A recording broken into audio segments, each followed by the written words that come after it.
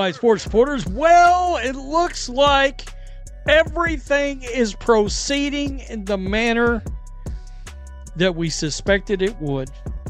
And by everything, I'm talking about the core designation given to Kelsey Mitchell that will give her a supermax contract, although there is speculation that she may want a multi-year deal. So how will that get worked out? Most likely. Everything is unfolding exactly as anticipated. That's what he said. When you look at a franchise that finally broke through and reached the playoffs after years of struggle, the direction becomes crystal clear. Protecting a backcourt duo that nearly combined for 40 points per game isn't just a priority, it's a necessity. That's precisely why the Indiana Fever made their move, securing Kelsey Mitchell with a core designation that locks her into a one-year, $1.4 million Supermax deal.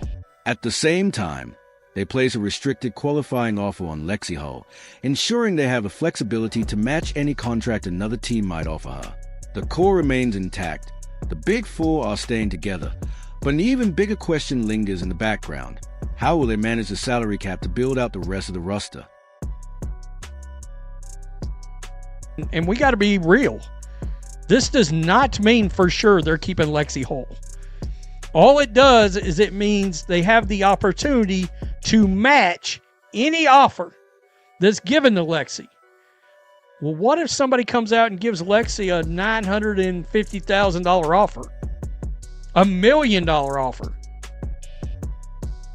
What is your cap for bringing Lexi Hull back? I would think my cap is around $700,000. Which is what? About 150, and I'm just spitballing here, 150,000 more than the league average? We're going to give her $1 million or something like that if she's offered it, and she probably won't be. This is a key detail everyone needs to understand. A core or restricted designation doesn't actually guarantee a player will stay. It simply gives Indiana exclusive negotiating rights and the ability to match any offer Lexi Hull receives. And that's where things start to get complicated. What happens if a team like Connecticut, coming off a tough playoff exit and desperate for talent, puts a $950,000 offer on the table?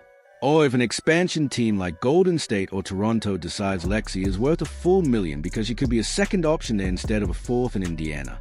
At that point, the Fever have to draw a line. The league's average salary sits around $550,000, and realistically, Lexi's value within Indiana's system might land closer to $700,000, about $150,000 above average. But if offers push toward $1 million, the financial equation begins to fall apart. And that's because of what's happening behind the scenes. The new CBA includes a major provision that already makes Aaliyah Boston eligible for max contract, with Caitlin Clark set to reach that level next season. That could mean 3 max deals consuming a massive portion of the salary cap, raising the real question, what will the rest of this roster even look like after that? Running it back with their big three, who is this? Robin Lundberg, yeah. Running it back with their big three, the Fever's first moves in the WNBA free agency were expected, but nonetheless, they signal a commitment to the team's existing core. Specifically as it pertains to Kelsey Mitchell, who, unlike fellow All-Stars Caitlin Clark and Aaliyah Boston, was once again a free agent.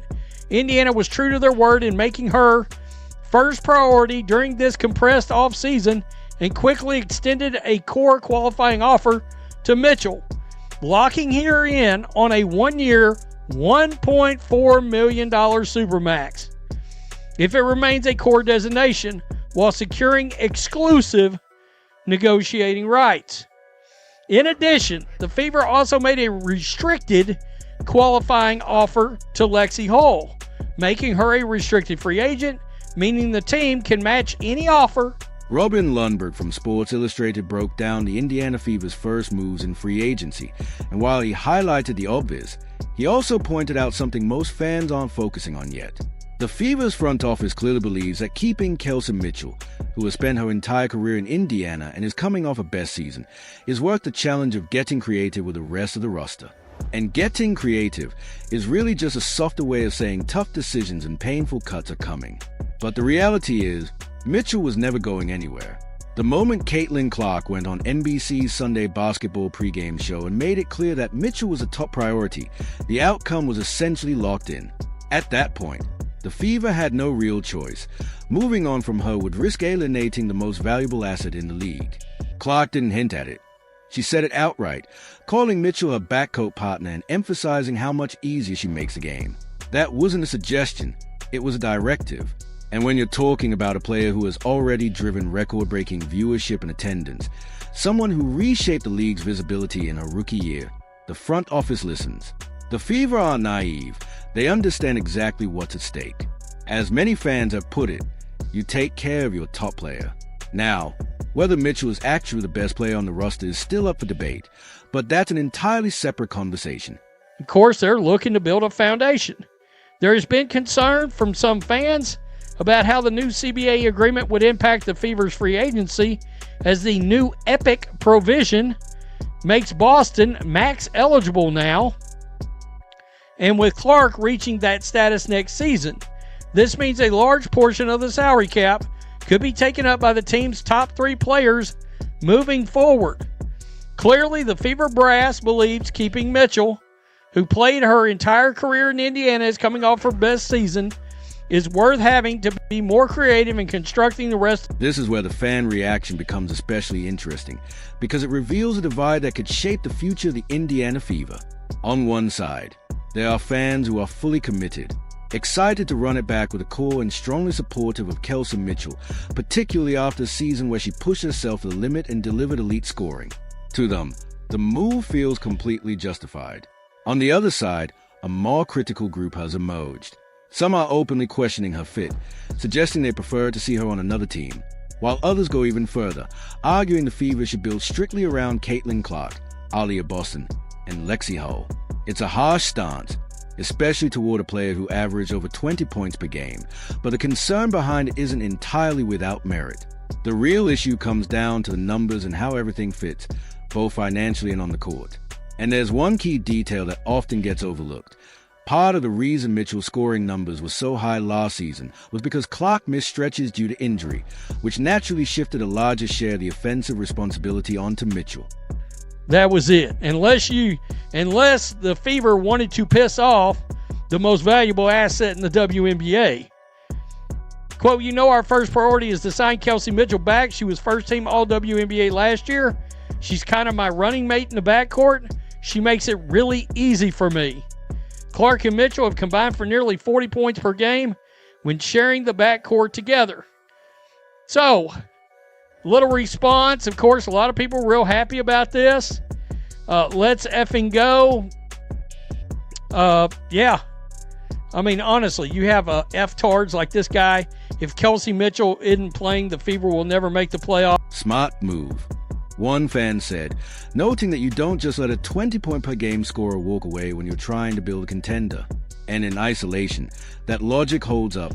But this situation isn't unfolding in a vacuum. The WNBA is now operating under a new CBA with major provisions that are reshaping how teams construct their rosters, while the salary cap hasn't increased enough to keep pace with rising max contracts. That creates a real challenge. When 3 players are consuming a significant portion of the cap, the rest of the roster has to be filled with minimum deals and limited exceptions. For the Indiana Fever, this isn't just theoretical, it's already been a reality.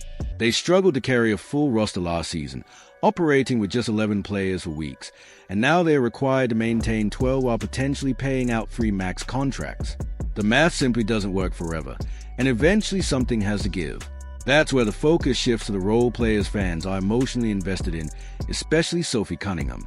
The reaction to her possible departure has been intense, with fans openly expressing frustration and even sadness, making it clear how much they want her to stay, and just how uncertain the situation feels moving forward. The best player on the team? Do you mean Caitlin Clark? Hope the Fever can trade her to some team. Only CC Boston and Lexi Hull should be mandatory returns. Rest can come back, but Kelsey Mitchell should really be out come season starting. Wow. This person said, get her out. The Fever was never going to let Kelsey Mitchell walk. We back. I tell you what, Look, they were going to give her this offer. This is the human side of roster construction that rarely gets acknowledged. Sophie Cunningham didn't become a fan favorite because of flashy numbers, but because of her energy, defensive toughness, and willingness to embrace the gritty, unglamorous work that helps teams win. She's the kind of player who impacts games in ways that don't always show up in the box score, and unfortunately, that's often exactly the type of player who gets squeezed out when a team commits major money to 3 max-level contracts. For the Indiana Fever, these are the difficult realities they are navigating. One fan also raised an important question about Lexi Hull's qualifying offer, and that detail could shape everything moving forward. If the number lands around the league average, roughly $550,000, it suggests the team values her but isn't willing to enter a bidding war. But if it rises closer to $650,000 or $700,000, it signals a much stronger commitment and could further complicate an already tight financial situation.